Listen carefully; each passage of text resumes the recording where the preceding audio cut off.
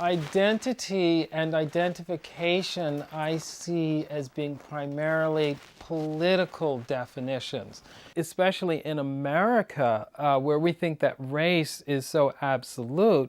And then you look at the histories of people and the histories of Americans, and you find that Americans have been intermarrying with Native Americans, with African American slaves. So this idea of who's queer, who's not, who's gay, who's not, who's white, who's not, who's black. I mean, it's like they're all political distinctions.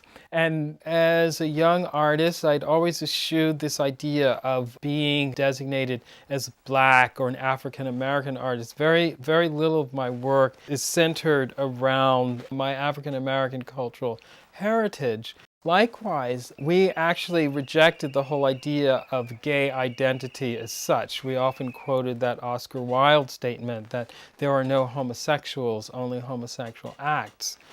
And we were like, well, we're not really gay filmmakers. We're just gay people that happen to be filmmakers.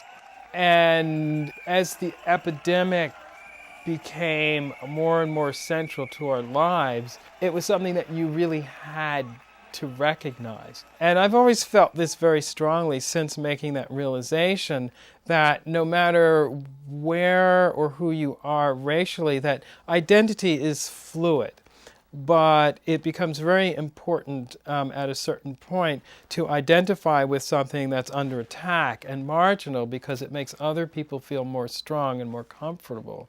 So when I got my AIDS diagnosis, it was already important to me to be out and open about it, so that people knew that I was not ashamed, of course it was unfortunate and scary and tragic, but not a shame, and not something to shrink or hide from, but really something to fight for, and in a lot of ways to be proud of.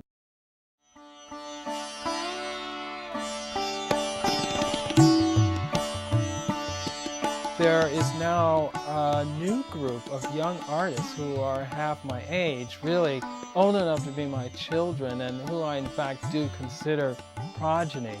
And they have the same values that we have, and they are exactly where I feel we were when we were that age, except they're in a completely different cultural and social and economic context. Because when we were that age, you didn't have to work constantly. If you didn't have money, somebody would have dinner somewhere. There would be an apartment somewhere. These kids still live like that in a big way, but the risks are a lot higher.